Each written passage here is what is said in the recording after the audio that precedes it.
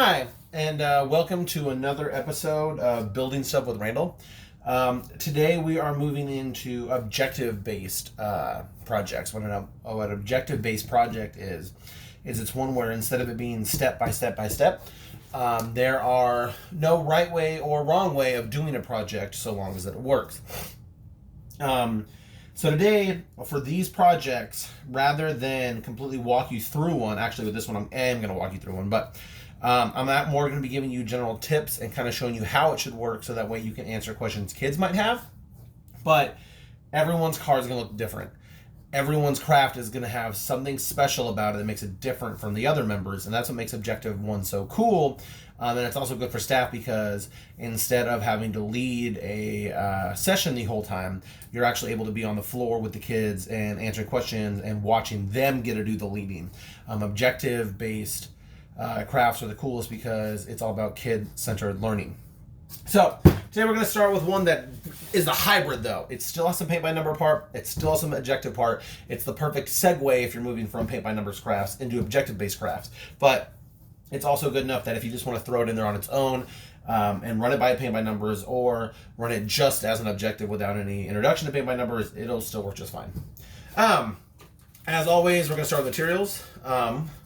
First thing you're going to need is some index cards. If you don't have index cards, cardstock works just as good.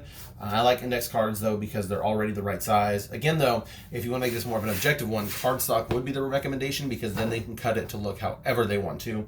And it doesn't have to just be this. You can give them some other supplies later, which I'll get to. They're going to need straws. Each one is going to need at least 2. They're going to need 4 Lifesaver candy wheels.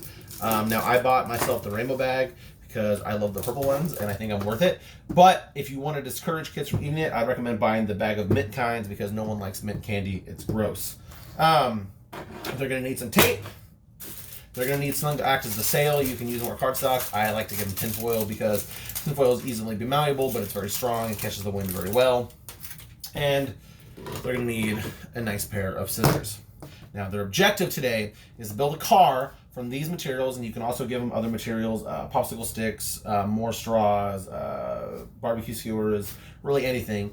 But their objective is going to be making a car that when you blow on it, you can see the tinfoil already moved when I did that, will travel across the desk or travel across the floor or whatever surface you're going to have it on.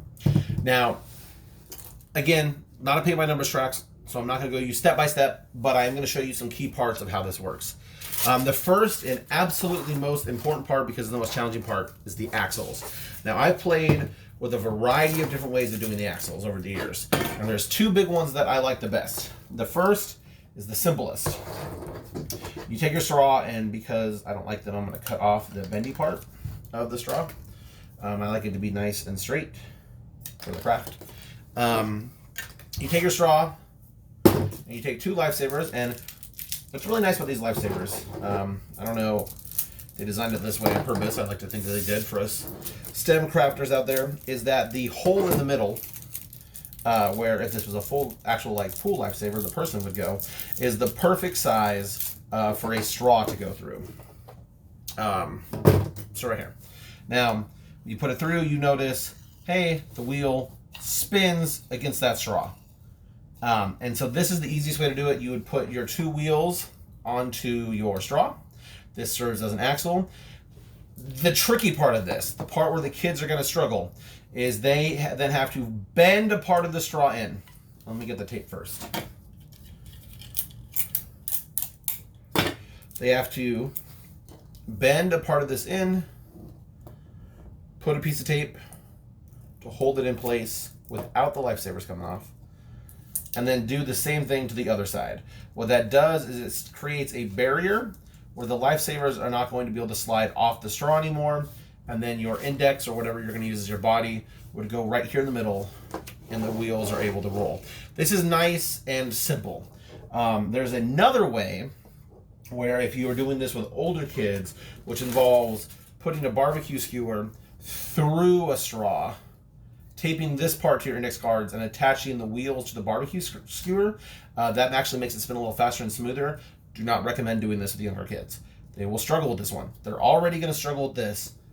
don't make their lives harder. If you have older kids though, and they want to experiment with the wheels, so they're not just using lifesavers, if they want to use cardboard wheels, paper wheels, cups of wheels, whatever they want to use, giant frisbees as wheels, this method is what you're going to want to do, because this will let them attach any size wheel they want to it and it'll still spin. Well, this, you're limited to basically lifesavers and buttons, if you have buttons, which, who has buttons anymore? Actually, that's not true. I have a whole drawer full of buttons. Courtney makes me try to throw them away every once in a while, but I like my button drawer. All right. So anyway, to finish that off, you tape it, and as you can see, it rolls nice and smooth. They're going to want to repeat this for their front and their end. You're obviously going to want to have at least 4 wheels. Depending on how much lifesavers you have, you don't have to limit them at 4 wheels. You could give them 6 wheels. You could give them 8 wheels. No, they would eat them if you give them 8 wheels. But you can give them however many wheels you want to do. I've actually done this with 3 wheels as a challenge before, and it works out pretty nicely. All right. The next part is that, like I talked about, you're going to need to have a body attached to it. I'm actually going to do this with 2 wheels today because, like I said, it's not a paint by numbers one. I'm not going to want to walk you the whole thing. But index cards work really good. Notice they fit that gap between the lifesavers almost perfectly. That's why I like index cards to be doing with younger kids. Again, older kids, you don't need to do it. You don't need to use much pieces of tape. They're going to instinctually want to do a long piece like that, but I find that pieces this way that cover the top and bottom of the index card work just as good. And so already I have something that'll roll around. Now, if I added my back wheels, obviously this would roll a lot smoother, but in the interest of time, I'm going to do it like that. Now, your sail, though, is why the reason we're making this car. This is a puff card. It's not just a gravity car that you're just pushing. Your sail is going to be something that attaches or that captures the wind of your breath when you blow it on it. There is no wrong answer for this. If a kid wants to make a sail that is just this, taped to it, then that will work beautifully. If a kid wants to make a more complicated sail, like something that's a cone wrapped around and captures the air that way and has it come out long ways, actually they need to do it like this, beautiful. Whatever works for them. In fact, once you have them build this car, I would, if you're doing this part paint by number, it's fine, I understand. But I would not tell them, other than a few basic ideas, how to do their sail. Let them experiment.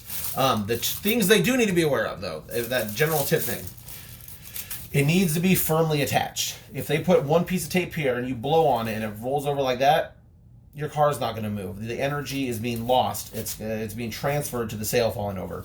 It needs to be firm.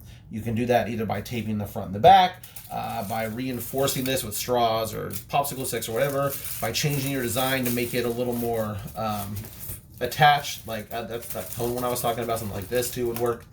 Anything like that. The other thing to think about when you're making their sail is they don't want to overdo it, right? Weight is the enemy of efficiency, at least for this project. So if they try to build this amazing, really intricate design, I'd say more power to them and let them try it. But then when they come to you and ask, hey, staff, why isn't my puff car working? I would just tell them, hey, I think you have a little too much weight on there.